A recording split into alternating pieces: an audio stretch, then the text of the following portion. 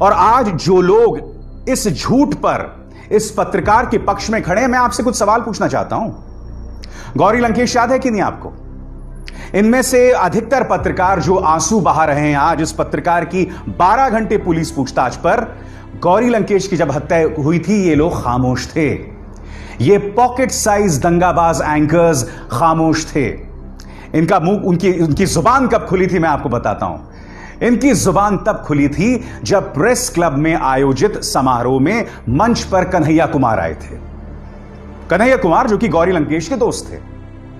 तब जाकर इन्होंने कहा कि यहां पर वामपंथियों का प्रवेश हो गया है, तमाम चीजों की बात होने लग गई। क्या आप जानते हैं कि इस वक्त कश्मीर में unlawful activities prevention act, anti terror law के अंतर्गत कम से कम 3 पत्रकार जेल में हैं। क्या उनके लिए इन लोगों के आंसू बह रहे हैं? नहीं बह रहे हैं। आपके स्क्रीन पर यह सरफूरा जरगर है, प्रेग्नेंट है। सीएए के खिलाफ जो आंदोलन हुआ था, जामिया में एक तरह से इन्होंने उसकी अगुवाई की थी। गर्भवती हैं और यह तिहाड़ जेल में इनको बंद कर दिया गया है कोरोना संकट के बीचों बीच। और वो भी किस मामले में? एंटी टेरर लॉ, इसी यूएपीए के अंतर्गत इन्हें बंद कर दिया गया है। क्या इन पत्रकारों ने कभी इनके लिए कभी आंसू बहाए हैं? और आज ये प्रेस की आजादी की बात कर रहे हैं।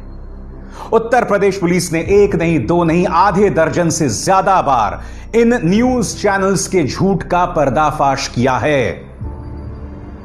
आज ये लोग विचारों की अभिव्यक्ति की बात कर रहे हैं। यकीनन विचारों की अभिव्यक्ति की बात होनी चाहिए, मगर आपको याद होगा प्रमोद जायसवाल नाम के उस पत्रकार को इस खबर के मुताबिक इसे इसलिए टारगेट किया गया था क्योंकि उसने मिड डे मील स्कीम के अंतर्गत जो गरीब बच्चों को नमक रोटी दी जा रही थी उस पर कहानी की थी। उसे इस तरह से टारगेट किया था। तब इनके जहन में कभी कोई आंसू नहीं आते।